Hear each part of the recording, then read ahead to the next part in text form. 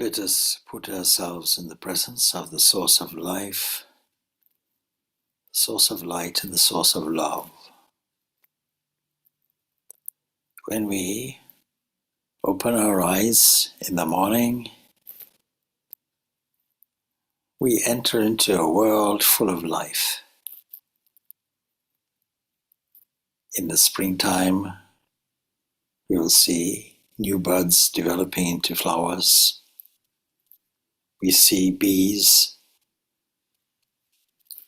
propagating pollen for every species of flower. We see the emergence of a blue sky, some wispy clouds, birds alive, taking flight. Where does all this life come from? There is a source of life, a source of energy. And these are not just random movements.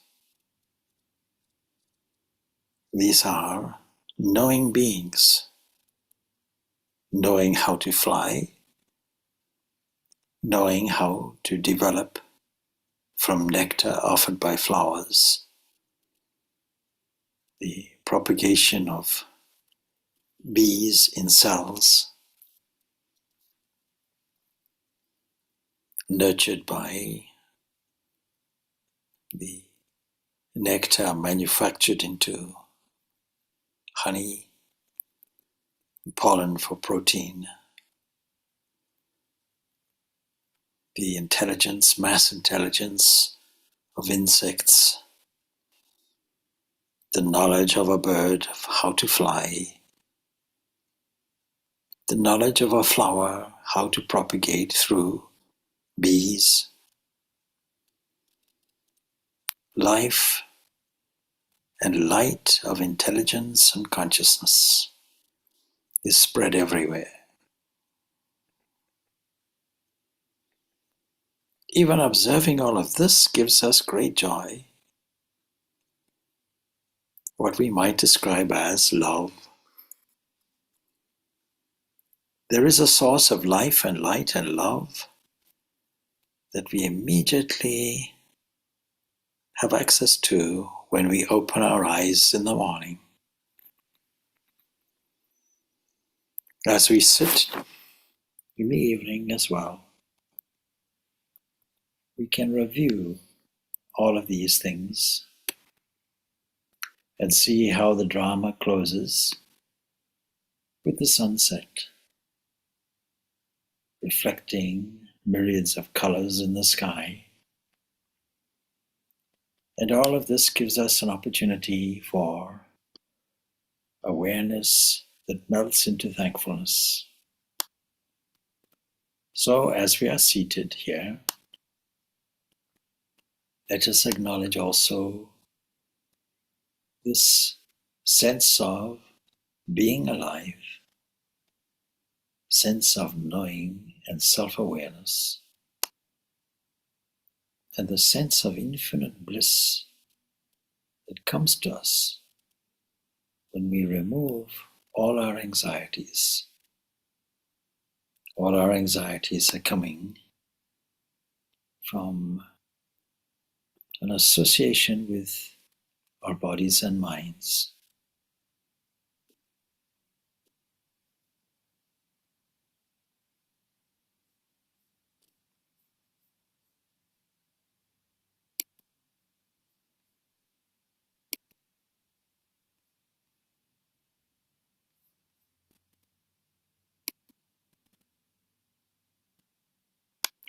And in the quietude of our contemplation, let us see all of life as a teacher in its various aspects.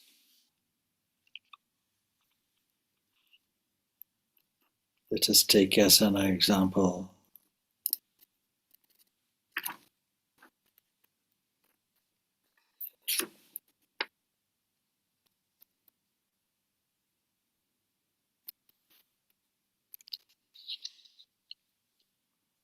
the very bees that we have been describing, active, productive, all-knowing, and yet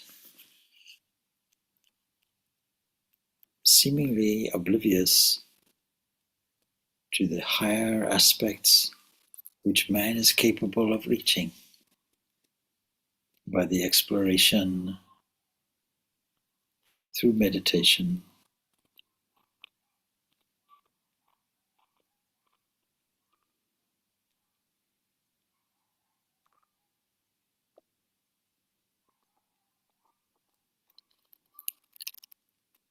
There are many examples of teachers in nature.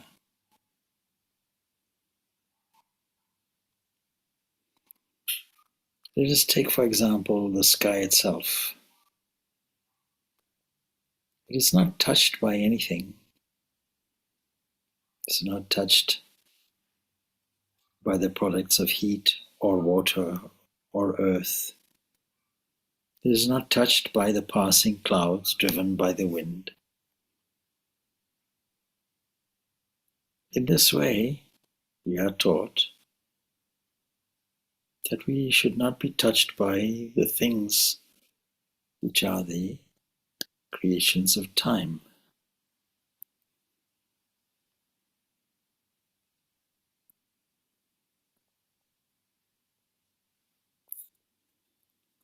Just take water and its flowing nature,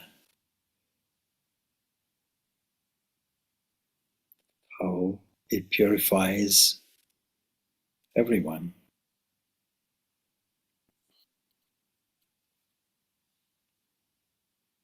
We can imagine that we also can be bright and resplendent with the purifying activities of controlling our impulses and our mind.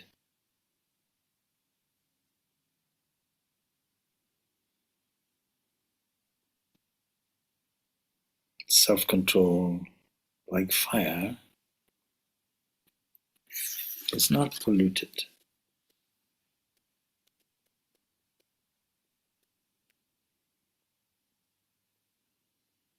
There is an omnipresent Lord that pervades the gross and the subtle universe, created by His own Maya, His own covering.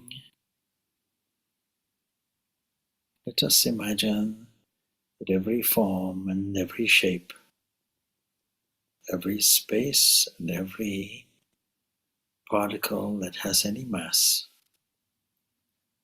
is all just a series of events and objects that disappears when we close our eyes and enter into sleep.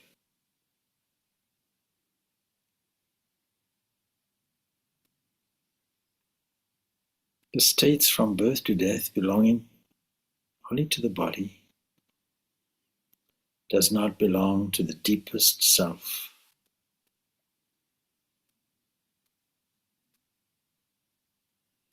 Like the aspects of the moon that is occasioned by time, whose march is inscrutable, birth and death, though ever assailing bodies through the massive velocity of time, are never witnessed of the self, as in the case, for example, of flames of fire.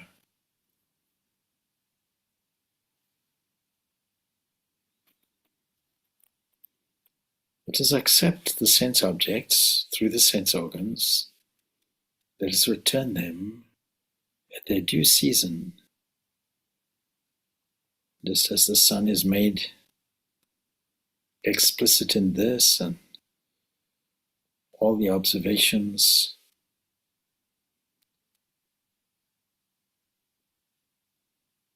water, earth, air, fire, space, these are stepping stones to our inner buddhi, that is, cosmic mind. It is this Mahat, this great cosmic mind, that we now visualize as the innermost aura of our innermost being. Let us, with a penetrating vision, sink down deeply beyond the borders of matter, body, energy, mind. Let us go to this glorious light of inner intelligence. And there we see manifested great glory. Let us feel it in the depths of our heart, in the center of our being, radiating outward, supplying creative life and light and love everywhere. And because this buddhi, this cosmic mind, is also the cosmic Christ, cosmic Buddha, it is the cosmic consciousness, it is the personal creator God, it is the source of all things, coming from the creative mind that we call the inner deity, that first manifested golden womb from which all things come, has in its very center nature itself, the supreme divine unmanifest.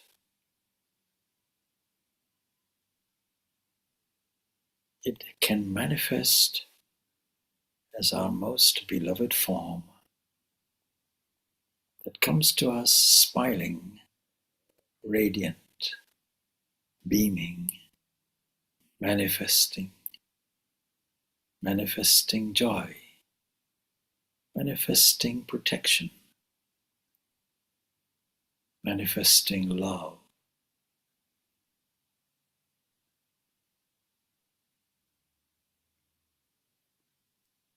In our imagination, we see this protection as a raised hand. Fear not, for that being is our eternal companion, our protector, the author of life,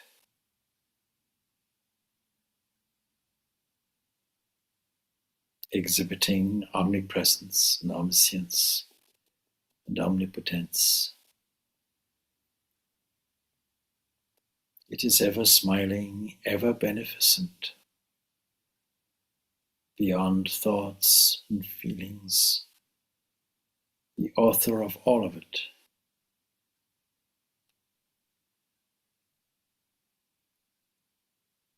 And then beyond this, and dissolving into it, is that supreme being, that supreme stillness of pure being that we now enter into in silence.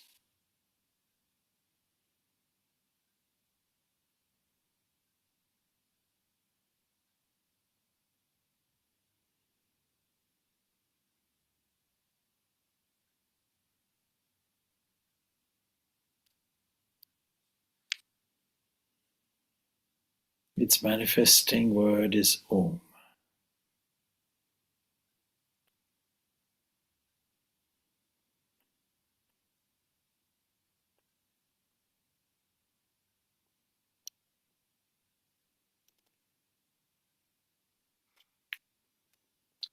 And its characteristic is peace.